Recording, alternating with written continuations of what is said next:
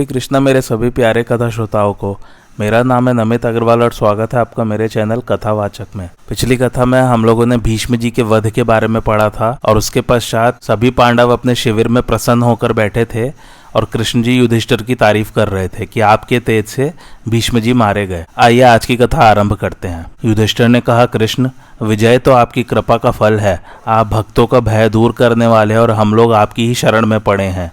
जिनकी रक्षा आप करते हैं उनकी यदि विजय हो तो इसमें कोई आश्चर्य की बात नहीं है। मेरा तो ऐसा विश्वास है जिसने सर्वथा आपका आश्रय लिया है उसके लिए कोई भी बात आश्चर्यजनक नहीं है। उनके ऐसा कहने पर भगवान मुस्कुराते हुए बोले, महाराज, यह कथन आपके ही अनुरूप है। संजय ने कहा, राजन, जब रात बीती और सवेरा हुआ तो कौरव और पांडव पितामह भीष्म के निकट उपस्थित हुए। उन्होंने वीर शैया पर सोते हुए पितामह को प्रणाम किया और सभी उनके पास खड़े हो गए। हजारों कन्याओं ने वहां आकर भीष्म के शरीर पर चंदन, रोली, खील और फूल की मालाएं चढ़ाकर उनकी पूजा की। दर्शकों में स्त्री, बूढ़े, बालक, ढोल पीटने वाले, नट, नर्तक और शिल्पी आदि सभी श्रेणी के लोग थे। सभी बड़ी श्रद्धा से उनका दर्शन करने आए थे। कौरव और पांडव भी युद्ध बंद करके कवच तथा हथियार अलग रखकर परस्पर प्रेम के साथ अपनी अपनी अवस्था के क्रम से पितामह के पास बैठे थे। बाड़ों के घाव से भीष्म जी का शरीर जल रहा था। पीड़ा से उन्हें मूर्छा आ जाती थी। उन्होंने बड़ी कठिनाई से राजाओं की ओर देखकर कहा, पानी चाहिए। सुनते ही क्षत्रिय लोग उठे और चारों ओर से उत्तम उत्तम भोजन की सामग्री तथा ठंडे जल से भरे हुए घड़े लाकर उन्होंने भीष्म जी को अर्पण किए।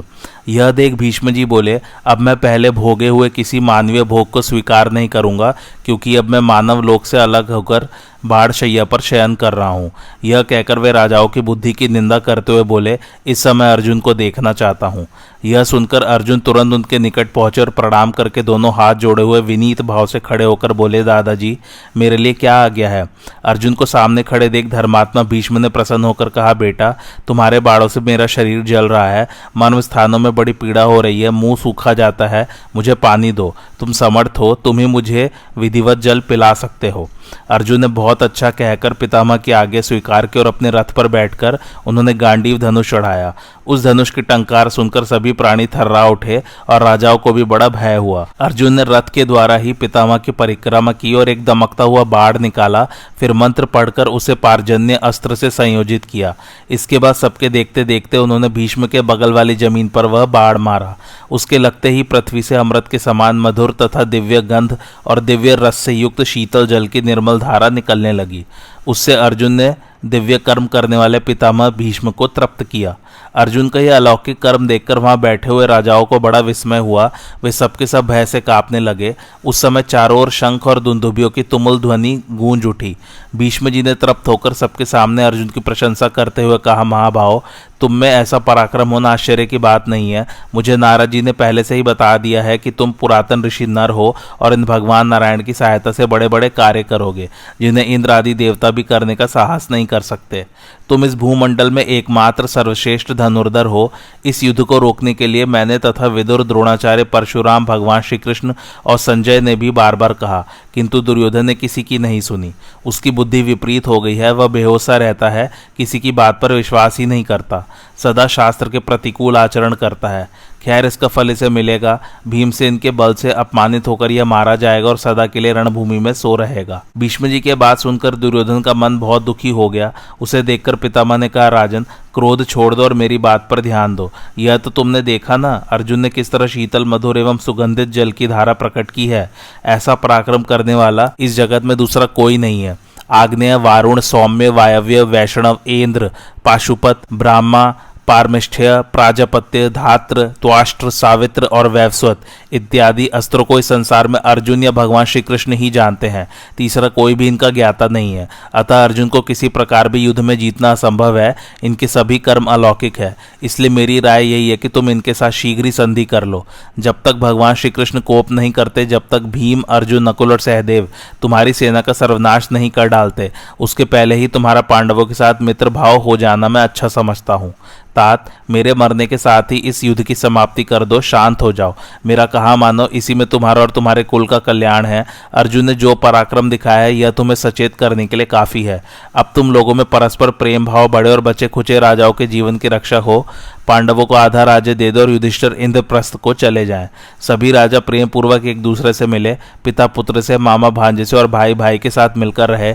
यदि मोहवश या मूर्खता के कारण तुम मेरी समयोचित बात पर ध्यान न दोगे तो अंत में पछताना पड़ेगा, सबका नाश हो जाएगा। यह तुमसे सच्ची बात कह रहा हूं। भीष्म जी सुहृद भाव से यह बात कहकर चुप हो गए। फिर उन्होंने अपना मन परमात्मा में लगाया।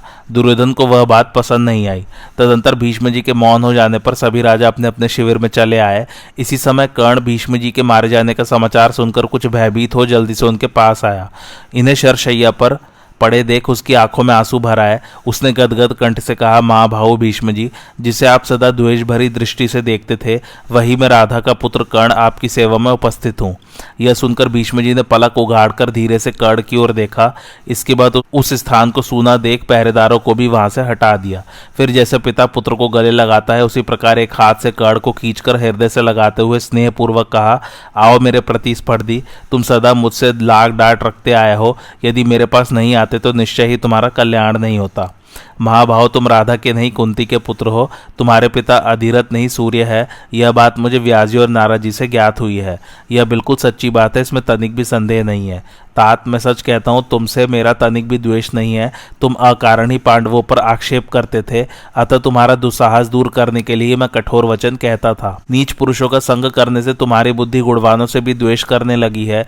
इस कारण से ही कौरवों की सभा में मैंने तुम्हें अनेकों बार कटु वचन सुनाए हैं। मैं जानता हूं युद्ध में तुम्हारा पराक्रम शत्रु के लिए असहनीय है। तुम ब्राह्मणों के भक्त हो, शूरवीर हो और दान में तुम्हारी बड़ी निष्ठा है। मनुष्यों में तुम्हारे समान गुणवान कोई नहीं है।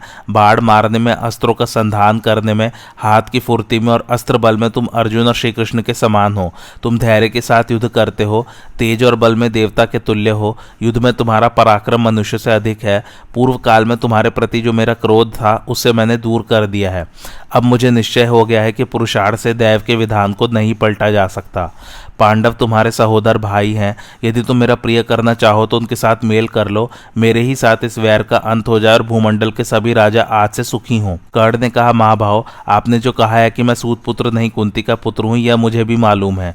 किंतु कुंती ने तो मुझे त्याग दिया और सूत ने मेरा पालन पोषण किया है। आज तक दुर्योधन का ऐश्वर्य भोगता रहा हूँ, अब उसे हराम करने का साहस मुझ में नहीं है। जैसे वसुदेव नंदन श्री कृष्ण पांडवों की सहायता में दृढ़ हैं, उसी प्रकार मैंने भी दुर्योधन के लिए अपने शरीर, धन, स्त्री, पुत्र और यश को निछावर कर दिया है। जो बात अवश्य होने वाली है उसको पलटा नहीं जा सकता। पुरुषार्थ से दैव के विधान को कौन मेट सकता है। आपको भी तो पृथ्वी के नाश की सूचना देने वाले अपशकुन ज्ञात हुए थे, जिन्हें आपने सभा में बताया था। मैं भी पांडवों और भगवान श्री कृष्ण का प्रभाव जानता हूँ। ये मनुष्यों के लिए अजेय है, तो भी मेरे मन में यह विश्वास है कि मैं पांडवों को रण में जीत लूंगा। यह बैर बहुत बढ़ गया है, अब इसका छूटना कठिन है, इसलिए मैं अपने धर्म में स्थित रहकर प्रसन्नता पूर्वक अर्जुन से युद्ध करूंगा। युद्ध करने के लिए मैंने निश्चय कर लिया है। अब आप आज्ञा दें।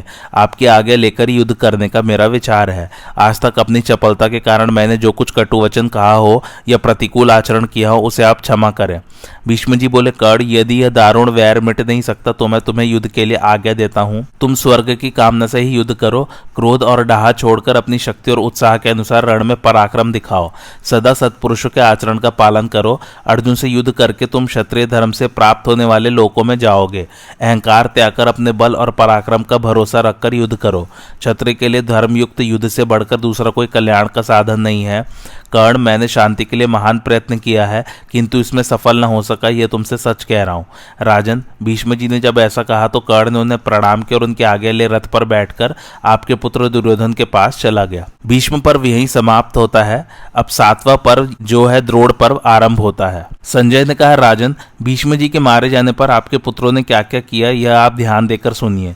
उनका निधन होने पर कौरव और पांडव दोनों ही अलग विचार करने लगे। उन्होंने क्षात्र धर्म की निंदा करते हुए महात्मा भीष्म जी को प्रणाम किया, फिर उनकी रक्षा का प्रबंध कर आपस में ही उन्हीं की चर्चा करते रहे। तदंतर पितामह की आज्ञा होने पर उनकी प्रदक्षिणा करके वे फिर आपस में युद्ध करने के लिए कमर कसकर चल दिए। थोड़ी ही देर में तुरही और भेरियों की ध्वनि के साथ आपके पुत्रों की और पांडवों की सेनाएं युद्ध करने के लिए निकल पड़ी। राजन, आपके पुत्र और आपकी नासमझी के कारण तथा भीष्म जी का वध हो जाने से अब कौरव और उनके पक्ष के सब राजा मृत्यु के समीप आ पहुंचे हैं। भीष्म जी को खोकर उन सभी को बड़ा शोक हुआ है। उनके न रहने से कौरवों की सेना भी अनाथ सी हो गई है। अब कौरव वीरों का ध्यान कर्ण की ओर गया, क्योंकि वह भीष्म जी के समान ही गुणवान तथा समस्त शस्त्रधारियों में श्रेष्ठ और अग्नि के समान तेजस्वी था। कर्ण 2 रथियों के बराबर था, किंतु भीष्म जी ने बलवान और पराक्रमी रथियों की गणना करते समय उसे अर्धरथी ठहराया था। इसलिए 10 दिन तक, जब तक कि पितामह ने युद्ध किया, महायशस्वी कर्ण ने संग्राम भूमि में पैर नहीं रखा था। अब सत्य प्रतिज्ञ भीष्म जी के धराशायी होने पर आपके पुत्रों ने कर्ण को याद किया और वे अब तुम्हारे लड़ने का समय आ गया है, ऐसा कहकर कर्ण कर्ण पुकारने लगे। अब महारथी कर्ण समुद्र में डूबती हुई नौका के समान आपके पुत्र की सेना को इस आपत्ति से पार करने के लिए तुरंत ही कौरवों के पास आया और उनसे कहने लगा, भीष्म जी के गिर जाने से कोई सेनापति न रहने के कारण कौरवों की सेना बहुत घबराई हुई है। शत्रुओं ने इसे निरुत्साह और अनाथ कर दिया है, किंतु अब मैं भीष्म जी की तरह ही इसकी रक्षा करूंगा। मैं अनुभव करता हूं कि अब ये सारा भार मेरे ऊपर ही है। मैं रणभूमि में घूम घूम कर अपने बाड़ों से पांडवों को यमराज के घर भेज दूंगा और सारे संसार में अपना महान यश प्रकट करके रहूंगा, अथवा शत्रुओं के हाथ से मरकर पृथ्वी पर शयन करूंगा। फिर अपने सारथी से कहा, सूत, तू मुझे कवच और शीर्ष त्राण पहना तथा शीघ्र ही मेरे रथ को 16 तरकस, दिव्य धनुष, तलवार, शक्ति गदा और शंख आदि सभी सामग्रियों से सजाकर घोड़े जोतकर ले आ। संजय कहता है, राजन, ऐसा कहकर कर्ण युद्ध की सामग्री से भरे हुए ध्वजा पताकाओं से सुशोभित एक सुंदर रथ पर चढ़कर विजय प्राप्त करने के लिए चला और सबसे पहले शरशैया पर पौड़े हुए अतुलित तेजस्वी महात्मा भीष्म जी के पास पहुंचा। उन्हें देखकर कर्ण व्याकुल हो गया। उसने रथ से उतरकर हाथ जोड़कर भीष्म जी को प्रणाम किया और फिर नेत्रों में जल भरकर लड़खड़ाती जबान से कहा, भरत श्रेष्ठ, मैं कर्ण हूँ, आपका कल्याण हो। आप अपनी पवित्र दृष्टि से मेरी ओर निहारिए और अपने मंगलमय शब्दों से मुझे अनुग्रहित कीजिए। मुझे धन संग्रह, मंत्रणा, व्यूह रचना और शस्त्र संचालन में आपके समान कौरवों में और कोई दिखाई नहीं देता। आपके सिवा ऐसा और कौन है जो अर्जुन के साथ लोहा ले सके? तो भी आपके आगे होने पर तो मैं आज ही अपने पराक्रम से उसे नष्ट कर सकता हूँ। राजन, कर्ण के इस प्रकार कहने पर कुरुवृद्ध पितामह ने प्रसन्न होकर देश और काल के अनुसार कहा, कर्ण, तुम शत्रुओं का मान मर्दन करने वाले और मित्रों का आनंद बढ़ाने वाले हो। भगवान विष्णु जैसे देवताओं के आश्रय है, उसी प्रकार तुम कौरवों के आधार बनो। जाओ, मैं तुम्हें आशीर्वाद देता हूँ। तुम शत्रुओं के साथ संग्राम करो, युद्ध में कौरवों के पथ प्रदर्शक बनो और दुर्योधन को जय प्राप्त कराओ। दुर्योधन की तरह तुम भी मेरे पौत्र के समान ही हो। धर्मतः जैसे मैं उसका हितैषी हूँ, वैसे ही तुम्हारा भी हूँ। भीष्म जी की बात सुनकर कर्ण ने उनके चरणों में प्रणाम किया और फिर वह सेना की ओर चला गया और उसे उत्साहित किया। कर्ण को सब सेना के आगे आता देखकर दुर्योधन आदि समस्त कौरवों को भी बड़ा हर्ष हुआ। वे ताल ठोककर उछल उछल कर सिहनाद करके और तरह तरह से धनुषों के टंकार करके कर्ण का स्वागत करने लगे। फिर उससे दुर्योधन ने कहा, कर्ण, अब तुम हमारी सेना के रक्षक हो, इसलिए मैं इसे सनाथ समझता हूँ। तुम इस बात का निर्णय करो कि क्या करने से हमारा हित हो सकता है। तुम्हारे विचार से किसे सेनापति बनाना उचित होगा? नायक के बिना तो सेना एक मुहूर्त भी नहीं ठहर सकती। इसलिए मेरे पक्ष के सब वीरों पर दृष्टि डालकर तुम्हें निश्चय करो कि भीष्म जी के बाद कौन उपयुक्त सेनापति होगा। कर्ण बोला, यहाँ जितने राजा लोग उपस्थित है वे सभी बड़े महानुभव हैं और निसंदेह इस पद के योग्य है, किंतु एक साथ सभी को तो सेना नायक बनाया नहीं जा सकता। इसलिए जिस एक में सबसे अधिक गुण हो उसी को इस पद पर नियुक्त करना चाहिए। मेरे विचार से तो समस्त शस्त्रधारियों में श्रेष्ठ आचार्य द्रोण को ही सेनापति बनाना उचित है, क्योंकि ये सभी योद्धाओं के आचार्य और गुरु है तथा वयोवृद्ध भी है। ये साक्षात शुक्राचार्य और बृहस्पति जी के समान है तथा इन्हें कोई परास्त भी नहीं कर सकता। अतः इनके रहते और कौन हमारा सेनापति हो सकता है? आपके ये गुरुदेव सभी सेना नायकों में, सभी शस्त्रधारियों में और सभी बुद्धिमानों में श्रेष्ठ हैं। कर्ण की यह बात सुनकर दुर्योधन ने सेना के बीच में खड़े हुए आचार्य द्रोण के पास जाकर कहा, भगवान, वर्ण, कुल, उत्पत्ति, विद्या, आयु, बुद्धि, पराक्रम, युद्ध कौशल, अजेयता, अर्थ ज्ञान, नीति, विजय, तपस्या और कृतज्ञता आदि सभी गुणों में आप सबसे बड़े चढ़े हैं। आपके समान राजाओं में भी हमारा कोई रक्षक नहीं है।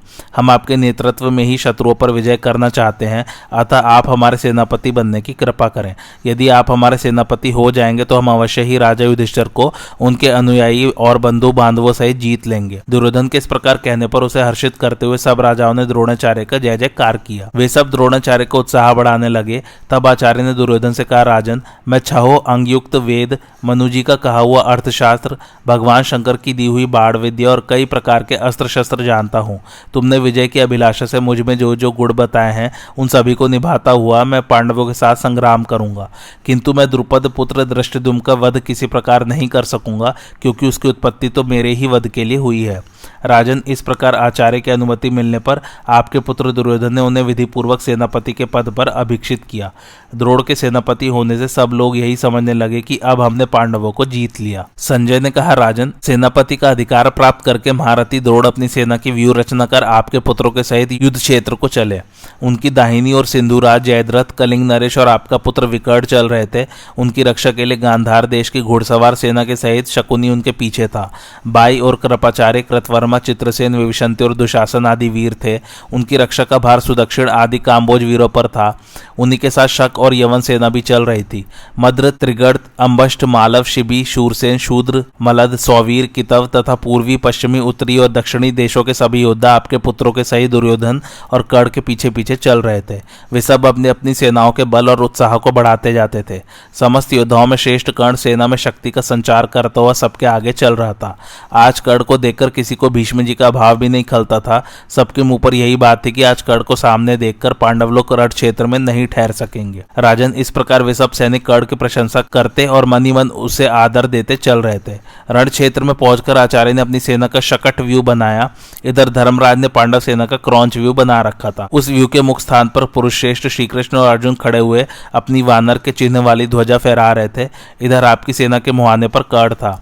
कर्ण और अर्जुन दोनों ही एक दूसरे पर विजय पाने के लिए उतावले हो रहे थे और दोनों ही एक दूसरे के प्राणों के ग्राहक थे, इसलिए दोनों ही की एक दूसरे पर टकटकी लगी हुई थी। इसी समय यकायक महारथी द्रोण आगे बढ़े और सारी सेना के बीच में आपके पुत्र से कहने लगे, राजन, तुमने भीष्म जी के बाद मुझे सेनापति के पद पर प्रतिष्ठित किया है, सो मैं तुम्हें उसके अनुरूप फल देना चाहता हूँ। बताओ मैं तुम्हारा क्या काम करूँ? तुम्हारी जो इच्छा हो मुझसे वही वर मांग लो। इस पर राजा दुर्योधन ने कर्ण और दुशासन आदि से सलाह करके आचार्य से कहा, यदि आप मुझे वर देना चाहते हैं तो महारथी युधिष्ठिर को जीता हुआ पकड़कर मेरे पास ले आइए। यह सुनकर आचार्य ने कहा, तुम कुंती नंदन युधिष्ठिर को कैद करना ही चाहते हो। उनका वध कराने के लिए तुमने वर नहीं मांगा, इसलिए वे धन्य है। किंतु दुर्योधन, तुम्हें उनको मरवा डालने की इच्छा क्यों नहीं है? पांडवों को जीतने के पश्चात फिर युधिष्ठिर को ही राज्य सौंपकर तुम अपना सौहार्द तो दिखाना नहीं चाहते। धर्मराज पर तुम्हारा स्नेह है, इसलिए वे अवश्य बड़े भाग्यवान हैं। उनका जन्म सफल है तथा उनकी अजात शत्रुता भी सच्ची है। राजन, आचार्य कैसा कहते ही आपके पुत्र के हृदय में जो भाव सदा बना रहता था वह सहसा भार प्रकट हो गया। वह प्रसन्न होकर कह उठा, आचार्य पाद, युधिष्ठिर के मारे जाने से मेरी विजय नहीं हो सकेगी, क्योंकि यदि हमने उन्हें मार भी डाला तो शेष पांडव अवश्य ही हमें नष्ट कर देंगे। सब पांडवों को तो देवता भी नहीं मार सकते, इसलिए उनमें से जो भी बच रहेगा वही हमारा अंत कर देगा। यदि सत्य प्रतिज्ञा युधिष्ठिर मेरे काबू में आ गए तो मैं उन्हें फिर जुए में जीत लूंगा और तब उनके अनुयायी पांडव लोग भी फिर वन में चले जाएंगे। इस तरह स्पष्ट ही बहुत दिनों के लिए मेरी जीत हो जाएगी। इसी से मैं धर्मराज का वध किसी भी अवस्था में नहीं करना चाहता। द्रोणाचार्य बड़े व्यवहार कुशल थे। वे दुर्योधन का कूट अभिप्राय ताड़ गए, इसलिए उन्होंने उसे एक शर्त के साथ वर देते हुए कहा, यदि वीर अर्जुन ने युधिष्ठिर की रक्षा न की तो तुम युधिष्ठिर को अपने काबू में आया हुआ ही समझो। अर्जुन के ऊपर आक्रमण करने का साहस तो इंद्र के सहित देवता और असुर भी नहीं कर सकते, इसलिए यह काम मेरे वश का भी नहीं है। अतः जैसे बने वैसे ही तुम उसे युद्ध क्षेत्र से दूर ले जाना।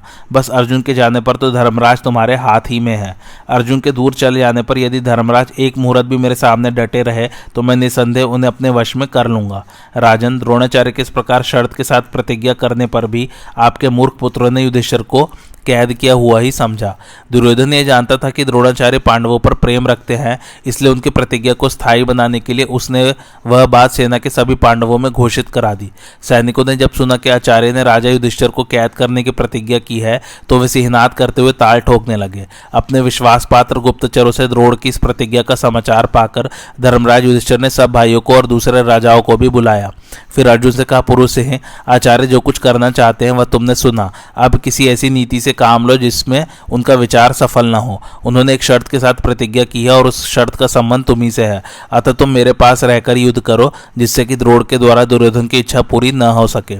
अर्जुन ने कहा, राजन, जिस प्रकार मैं आचार्य का वध नहीं करना चाहता उसी प्रकार आपसे दूर होने की भी मेरी इच्छा नहीं है।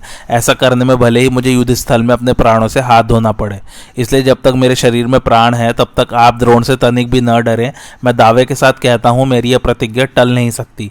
जहाँ तक मुझे स्मरण है मैंने कभी झूठ नहीं बोला, कहीं पराजय प्राप्त नहीं की और न कभी कोई प्रतिज्ञा करके उसे तोड़ा ही है। महाराज, फिर व्यूह रचना से खड़ी हुई दोनों सेनाएं धीरे धीरे आगे बढ़कर आपस में युद्ध करने लगी।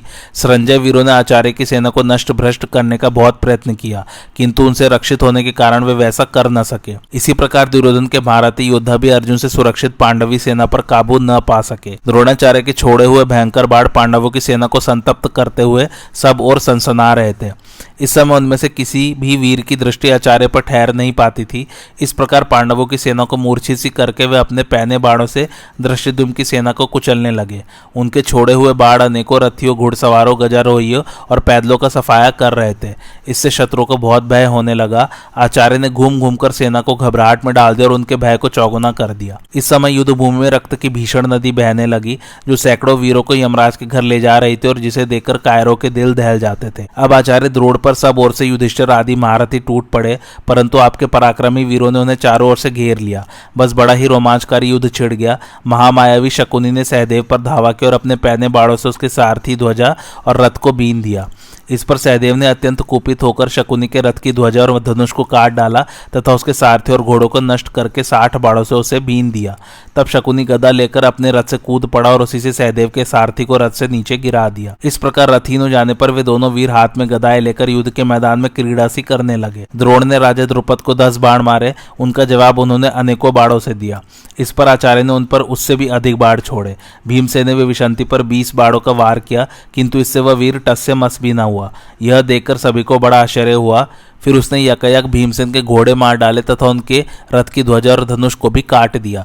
इससे सभी सेना वाह वाह करने लगी। भीमसेन शत्रु का ऐसा पराक्रम सहन न कर सके, इसलिए उन्होंने अपनी गदा से उसके सब घोड़े मार डाले। दूसरी ओर शल्य ने हंसते हुए अपने प्यारे भांजे नकुल को बींधना आरंभ किया।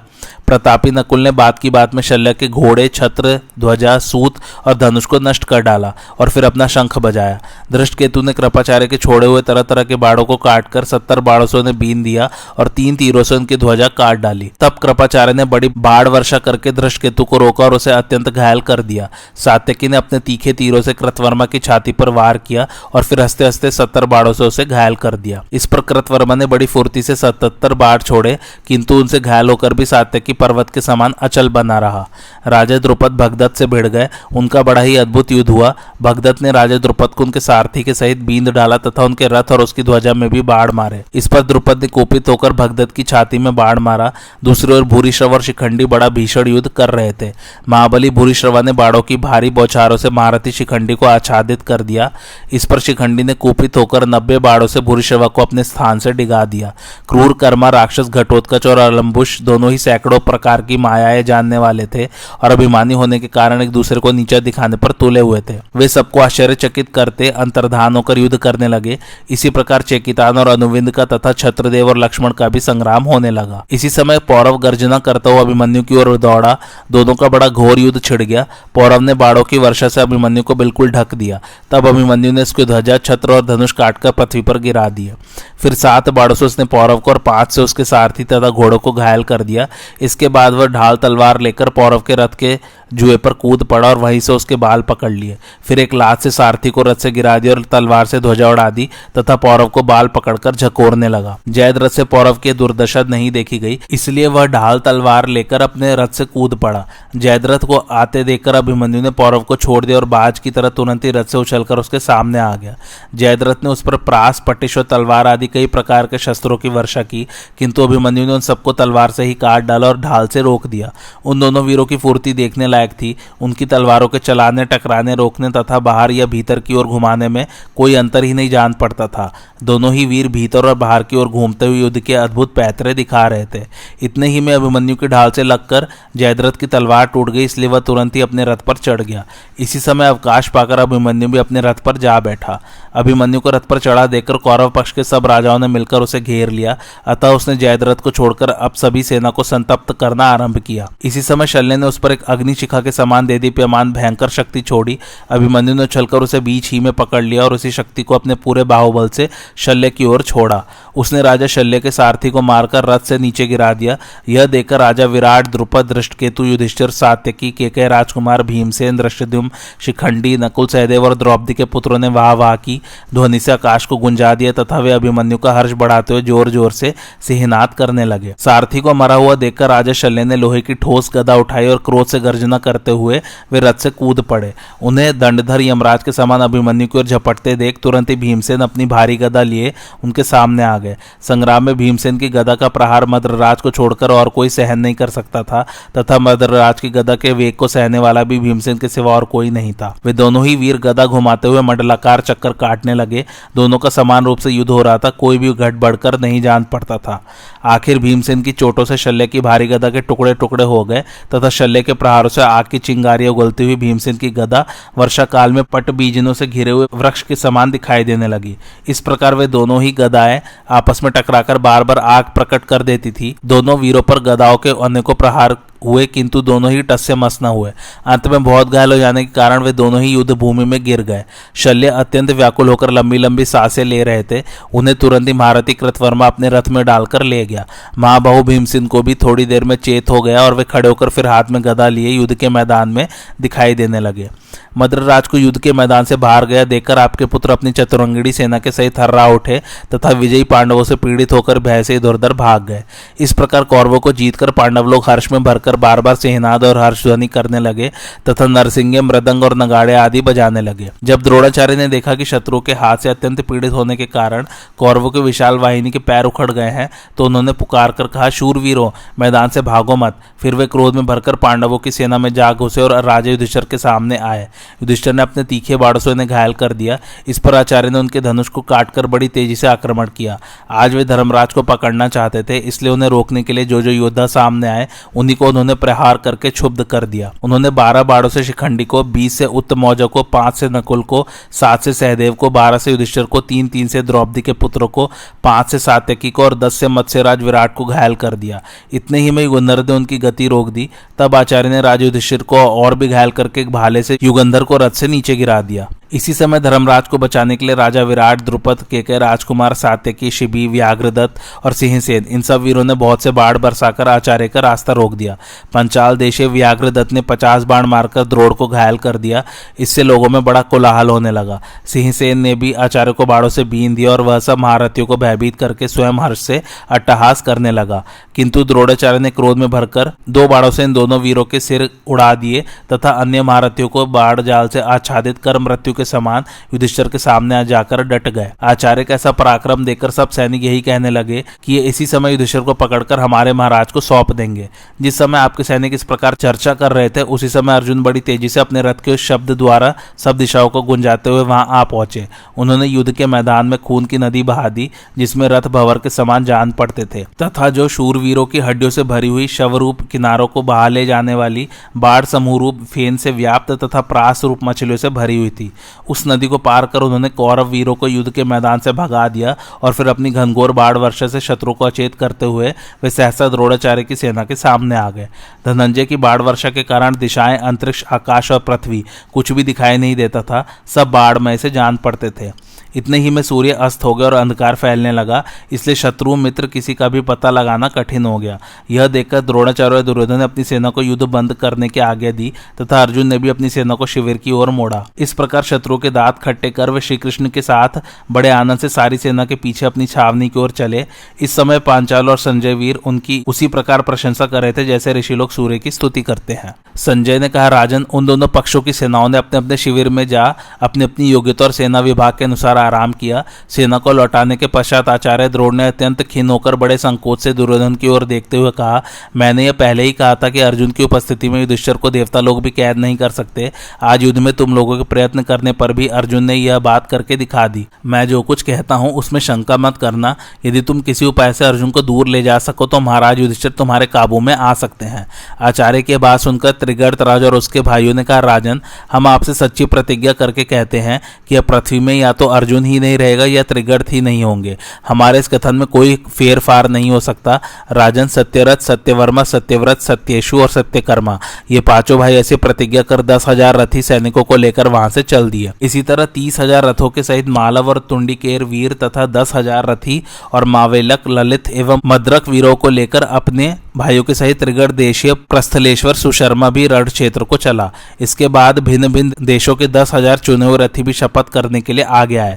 उन्होंने अग्नि प्रज्वलित कर युद्ध करने का नियम लिया और फिर उस अग्नि को साक्षी करके दृढ़ निश्चय पूर्वक प्रतिज्ञा की। वे युद्ध के लिए अर्जुन को ललकारते हुए दक्षिण की ओर चल दिए। उन वीरों के पुकारने पर अर्जुन ने उसी समय धर्मराज युधिष्ठिर से कहा, महाराज, मेरा यह नियम है कि पुकारे जाने पर मैं पीछे कदम नहीं रखता और इस समय संक्षिप्तक योद्धा मुझे युद्ध के लिए ललकार रहे हैं। देखिए, अपने भाइयों के सहित सुशर्मा मुझे युद्ध के लिए चुनौती दे रहा है, इसलिए आप मुझे सेना के सहित इसका संहार करने का आदेश दीजिए।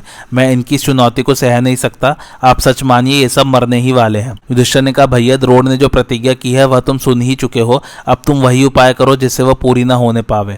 द्रोणाचार्य बलवान और शूरवीर है, वे शस्त्र विद्या में भी पारंगत है तथा युद्ध में परिश्रम को तो वे कुछ भी नहीं समझते। उन्होंने मुझे पकड़ने की प्रतिज्ञा की है। इस पर अर्जुन ने कहा, राजन, आज ये सत्यजीत संग्राम में आपकी रक्षा करेगा। इस पांचाल राजकुमार के रहते आचार्य अपना मनोरथ पूर्ण नहीं कर सकेंगे। यह पुरुष सिंह युद्ध में काम आ जाए तो और सब वीरों के आसपास रहने पर भी आप संग्राम भूमि में किसी प्रकार न टिके। तब महाराज युधिष्ठिर ने अर्जुन को जाने की आज्ञा दी, उन्हें गले लगाया और प्रेम भरी दृष्टि से देखकर आशीर्वाद दिया। इस प्रकार उनसे विदा होकर अर्जुन त्रिगर्ते की ओर चले। अर्जुन के चले जाने से दुर्योधन की सेना को बड़ा हर्ष हुआ और वह बड़े उत्साह से महाराज युधिष्ठिर को पकड़ने का उद्योग करने लगी। फिर वे दोनों सेनाएं वर्षा काल में उमड़ी हुई गंगा यमुना के समान बड़े वेग से आपस में भिड़ गई। संक्षिप्तकों ने एक चौरस मैदान में अपने रथों को चंद्राकार खड़ा करके मोर्चा जमाया। जब उन्होंने अर्जुन को अपनी ओर आते देखा तो वे हर्ष में भरकर बड़े ऊंचे स्वर से कोलाहल करने लगे। यह शब्द संपूर्ण दिशा विदिशा और आकाश में फैल गया। अर्जुन ने कुछ मुस्कुराकर श्री कृष्ण से कहा, देवकी नंदन, आज इन मरणासन त्रिगर्त बंधुओं को तो देखिए, ये रोने के समय खुशी मनाने चले हैं। श्री कृष्ण से इतना कहकर महाबाहु अर्जुन त्रिगर्तों की व्यूहबद्ध सेना के समीप पहुंचे। वहां पहुंचकर उन्होंने अपना देवदत्त शंख बजाकर उसके गंभीर शब्द से सारी दिशाओं को गुंजा दिया। उस शब्द से भयभीत होकर संक्षिप्तकों की सेना पत्थर की तरह निचेष्ट हो गई। उन्होंने सेना को संभालकर एक साथ ही अर्जुन पर बहुत से बाढ़ छोड़े, किंतु अर्जुन ने अपने 10-5 बाड़ों से उन हजारों बाड़ों को बीच ही में काट डाला। फिर उन्होंने अर्जुन पर 10-10 बाढ़ छोड़े और अर्जुन ने उनमें से प्रत्येक को 3-3 बाड़ों से घायल किया। इसके पश्चात उन्होंने अर्जुन को 5-5 बाड़ों से बींधा और पराक्रमी अर्जुन ने उन्हें 2-2 बाड़ों से बींधकर जवाब दिया। अब सुबाहु ने 30 बाड़ों से अर्जुन के मुकुट पर वार किया। इस पर अर्जुन ने एक बाड़ से सुबाहु के दस्ताने को काट दिया और फिर बाड़ों की वर्षा करके उसे मानो बिल्कुल ढक दिया। तब सुशर्मा, सुरथ, सुधर्मा, सुधनवा और सुबाहु ने उन पर 10-10 बाड़ों से चोट की। उन बाड़ों को अर्जुन ने अलग अलग काट डाला तथा इनकी ध्वजाओं को भी काटकर गिरा दिया। फिर उन्होंने सुधनवा के धनुष को काटकर उसके घोड़ों को भी मार गिराया तथा उसका शीर्ष त्राण सुशोभित सिर भी काटकर धड़ से अलग कर दिया। वीर सुधनवा के मारे जाने से उसके सब अनुयायी डर गए और अत्यंत भयभीत होकर दुर्योधन की सेना की ओर भागने लगे। अर्जुन अपने पहने बाड़ों से त्रिगर्तों को नष्ट कर रहे थे, इसलिए वे मृगों की तरह डर कर जहां के तहां अचेत हो जाते थे। तब त्रिगर्त राज ने क्रोध में भरकर अपने महारथियों से कहा, शूरवीरों, बस भागना बंद करो, डरो मत। तुमने सारी सेना के सामने कठोर प्रतिज्ञा की है, अब भला दुर्योधन की सेना के पास जाकर इसी मुख से क्या कहोगे? संग्राम में ऐसी करतूत करने पर भला संसार में तुम्हारी हंसी क्यों न होगी? इसलिए लौटो, हम सब मिलकर अपनी शक्ति के अनुसार पराक्रम करें। राजा के ऐसा कहने पर वे वीर परस्पर हर्ष प्रकट करते हुए शंख ध्वनि और कोलाहल करने लगे। फिर वे संक्षिप्तक और नारायण संज्ञक गोप मरने पर भी पीछे न हटने का निश्चय करके मैदान में आ गए। संक्षिप्तकों को फिर लौटा हुआ देखकर अर्जुन ने भगवान कृष्ण से कहा, ऋषिकेश, घोड़ों को फिर संक्षिप्तकों की ओर ले चलिए। मालूम होता है ये शरीर में प्राण रहते युद्ध का मैदान नहीं छोड़ेंगे। आज आप मेरा अस्त्र बल और धनुष तथा भुजाओं का पराक्रम देखिए। भगवान शंकर जैसे प्राणियों का संहार करते हैं, उसी प्रकार आज मैं इन्हें धराशायी कर दूंगा। अब नारायणी सेना के वीरों ने अत्यंत क्रोध होकर अर्जुन को वह चारों ओर से बाढ़ जाल से घेर दिया और एक क्षण में ही श्री कृष्ण के सहित अर्जुन को अदृश्य से कर दिया। इससे अर्जुन की क्रोधाग्नि भड़क गई। उन्होंने गांडीव धनुष संभालकर शंख ध्वनि की और फिर उन पर विश्वकर्मास्त्र छोड़ा। उससे अर्जुन और श्री कृष्ण के अलग अलग हजारों रूप प्रकट हो गए। अपने प्रतिद्वंदियों के उन अनेकों रूपों को देखकर नारायणी सेना के वीर बड़े चक्कर में पड़े और एक दूसरे को अर्जुन समझकर यह अर्जुन है, यह कृष्ण है, ऐसा कहकर आपस में ही मार धाड़ करने लगे। इस प्रकार इस दिव्य अस्त्र की माया में फंसकर वे आपस में ही लड़कर मर गए। उनके छोड़े हुए हजारों बाड़ों को भस्म करके वह अस्त्र उन सभी को यमलोक में ले गया। अब अर्जुन ने हंसकर अपने बाड़ों से ललित, मालव, मावेलक और त्रिगर्त वीरों को पीड़ित करना आरंभ किया। तब काल की प्रेरणा से उन क्षत्रिय वीरों ने भी अर्जुन ऊपर अनेक प्रकार के बाढ़ छोड़े। उनकी भीषण बाढ़ वर्षा से बिल्कुल ढक जाने के कारण वहां न अर्जुन दिखाई देते थे और न रथ या श्री कृष्ण ही दिख रहे थे। इस प्रकार अपना लक्ष्य सिद्ध हुआ समझकर वे वीर बड़े हर्ष से कहने लगे कि कृष्ण और अर्जुन मारे गए तथा हजारों भेरी मृदंग और शंख बजाकर भीषण सिंहनाद भी करने लगे। इसी समय श्री कृष्ण ने पुकार कर कहा, अर्जुन तुम कहाँ हो, मुझे दिखाई नहीं दे रहे हो। श्री कृष्ण का यह वाक्य सुनकर अर्जुन ने बड़ी फुर्ती से वायव्यास्त्र छोड़ा। उससे उनकी बाढ़ वर्षा छिन्न भिन्न हो गई तथा वायुदेव संशप्तक वीरों को भी उनके घोड़े, हाथी और रथों के सहित सूखे पत्तों के समान उड़ा ले गए। इस प्रकार व्याकुल करके उन्होंने हजारों संशप्तकों को अपने पैने बाड़ों से मार डाला। प्रलय काल में जैसे भगवान रुद्र की संहार लीला होती है, उसी प्रकार इस समय संग्राम भूमि में अर्जुन बड़े विभत्स और भीषण कांड कर रहे थे।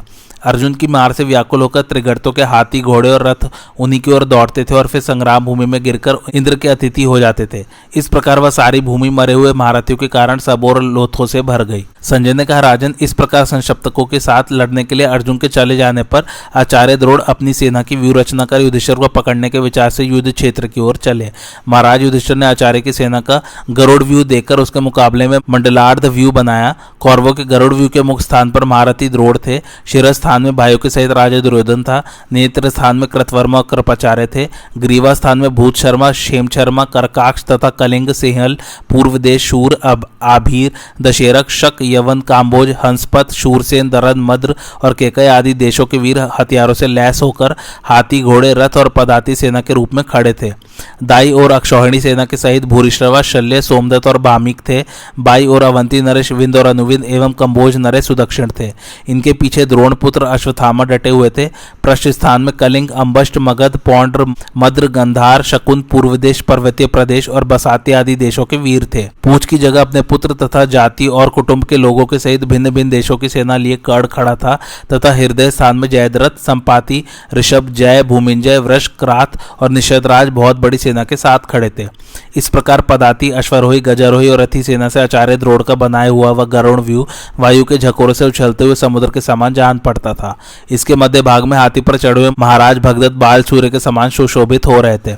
इस अजय और अति मानुष व्यू को देखकर राजा युधिष्ठिर ने दृष्टिद्युम्न से कहा, वीर आज तुम ऐसा प्रयत्न करो जिससे मैं द्रोणाचार्य के हाथ में न पड़ूं। दृष्टिद्युम्न ने कहा, महाराज द्रोणाचार्य कितना ही प्रयत्न करे वे आपको अपने काबू में नहीं कर सकेंगे। आज उन्हें और उनके अनुयायियों को मैं रोकूंगा। मेरे जीवित रहते आप किसी प्रकार की चिंता न करें। द्रोणाचार्य संग्राम में मुझे किसी प्रकार नहीं जीत सकते। ऐसा कहकर महाबली दृष्टिद्युम्न बाड़ों की वर्षा करता हुआ स्वयं ही द्रोणाचार्य के मुकाबले में आ गया। यह अपशकुन देखकर आचार्य कुछ खिन्न हो गए। अपशकुन किस लिए है? दृष्टिद्युम्न के हाथ से ही द्रोण का वध होने वाला था, इसलिए आरंभ में ही उसका सामने आ जाना उन्हें अपशकुन जान पड़ा। तब आपके पुत्र दुर्मुख ने दृष्टिद्युम्न को रोका। बस दोनों वीरों में बड़ा भयंकर युद्ध होने लगा। जिस समय ये दोनों युद्ध में संलग्न थे, द्रोणाचार्य ने अपने बाड़ों से युधिष्ठिर की सेना को अनेक प्रकार से छिन्न भिन्न कर दिया। इससे कहीं कहीं से पांडवों का व्यू टूट गया। अब वह युद्ध पागलों के समान मर्यादाहीन हो गया। उस समय आपस में अपने पराये का भी पता नहीं लगता था। इस प्रकार जब बड़ा ही घमासान और भयंकर युद्ध चल रहा था, आचार्य ने सब वीरों को चक्कर में डालकर युधिष्ठिर पर आक्रमण किया। राजा युधिष्ठिर आचार्य को अपने समीप पहुंचा देखकर निर्भयता से बाढ़ बरसाते हुए उनका सामना करने लगे। इसी समय महाबली सत्यजीत उन्हें बचाने के लिए आचार्य की ओर बढ़ा। उसने अपना अस्त्र कौशल दिखाते हुए एक तीखी नोक वाले बाढ़ से आचार्य को घायल कर दिया। फिर 5 बाढ़ मारकर उनके सारथी को मूर्छित किया। 10 बाढ़ों से घोड़ों को घायल कर डाला। 10-10 बाढ़ों से दोनों पार्श्व रक्षकों को बीन दिया और अंत में उनकी ध्वजा भी काट डाली। तब द्रोण ने 10 मर्मभेदी बाढ़ों से सत्यजीत को घायल करके उसके धनुष बाढ़ भी काट डाले। सत्यजीत ने तुरंत ही दूसरा धनुष लेकर आचार्य पर 30 बाढ़ों से वार किया। इस प्रकार द्रोण को सत्यजीत के काबू में पड़ा देख पंचाल देशीय व्रक ने भी उन पर 100 बाढ़ों की चोट की। यह देखकर पांडव लोग हर्षनाद करने लगे। इसी समय व्रक ने अत्यंत क्रोध में भरकर द्रोण की छाती में 60 बाढ़ मारे। तब आचार्य ने सत्यजीत और व्रक के धनुष को काटकर केवल 6 बाढ़ों से व्रक को उसके सारथी और घोड़ों के सहित मार डाला। इस पर सत्यजीत ने दूसरा धनुष लेकर द्रोणाचार्य जी को उनके सारथी और घोड़ों के सहित घायल कर दिया तथा उनकी ध्वजा भी काट डाली। जब सत्यजीत के हाथ से आचार्य बहुत पीड़ित होने लगे तो उन्हें सहन न हुआ और उन्होंने उसे मारने के लिए बाड़ों की झड़ी लगा दी। उन्होंने उसके घोड़े, ध्वजा, धनुष, मूठ, सारथी और दोनों पार्श्व रक्षकों पर हजारों बाढ़ छोड़े, किंतु सत्यजीत बार बार धनुष कट जाने पर भी आचार्य के सामने डटा ही रहा। युद्ध भूमि में उसका ऐसा उत्साह देखकर आचार्य ने एक अर्धचंद्राकार बाढ़ से उसका सिर उड़ा दिया। उस पांचाल महारथी के मारे जाने पर धर्मराज द्रोणाचार्य के भय से अपने घोड़ों को बहुत तेजी से हकवाकर युद्ध के मैदान से भाग गए। अब आचार्य के सामने मत्स्यराज विराट का छोटा भाई शतानीक आया। वह 6 तीखे बाड़ों से सारथी और घोड़ों के सहित द्रोणों को बींध कर बड़ी गर्जना करने लगा। फिर उसने उन पर और भी सैकड़ों बाढ़ छोड़े। तब उसे बहुत गरजते देख आचार्य ने बड़ी फुर्ती से एक छुरप्र बाढ़ मारकर उसका कुंडल मंडित मस्तक काट डाला। यह देखकर मत्स्य देश के सब वीर भागने लगे। इस प्रकार मत्स्य वीरों को जीतकर द्रोणाचार्य ने चेदी, कुरुश, केकय, पांचाल, संजय और पांडव वीरों को भी बार बार परास्त किया।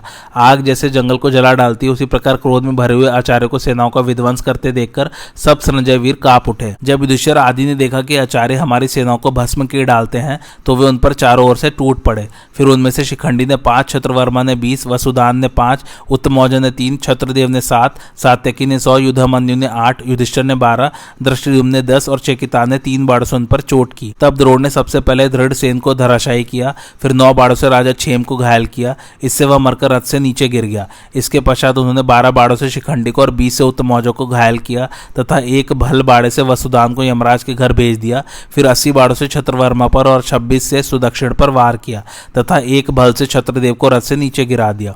तदंतर 64 बाड़ों से युधामन्यु को और 30 से सात्यकी को बींधकर वे फुर्ती से धर्मराज युधिष्ठिर के सामने आ गए। यह देखकर युधिष्ठिर अपने घोड़ों को तेजी से हकवाकर युद्ध क्षेत्र से भाग गए और अब आचार्य के सामने एक पांचाल राजकुमार आकर डट गया। आचार्य ने फौरन ही उसका धनुष काट दिया तथा सारथी और घोड़ों के सहित उसका भी काम तमाम कर दिया। उस राजकुमार के मारे जाने पर सेना में चारों ओर से द्रोण को मारो ऐसा कोलाहल होने लगा। किंतु उन अत्यंत क्रोधातुर पांचाल, मत्स्य, केकय, संजय और पांडव वीरों को द्रोणाचार्य ने घबराहट में डाल दिया। उन्होंने कौरवों से सुरक्षित होकर सात्यकी, चेकितान, धृष्टद्युम्न, शिखंडी, वृक्षेम और चित्रसेन के पुत्र सेनाविंदु और सुवर्चा, इन सभी वीर और दूसरे राजाओं को युद्ध में परास्त कर दिया तथा आपके पक्ष के दूसरे योद्धा भी उस महासमर में विजय पाकर सब और पांडव पक्ष के वीरों को कुचलने लगे। आज की कथा यहीं समाप्त होती है। कैसी लगी आप लोगों को मेरी कथा मुझे कमेंट करके जरूर बताइए और मेरे चैनल कथावाचक को लाइक, शेयर और सब्सक्राइब जरूर कीजिए। Thanks for watching. धन्यवाद।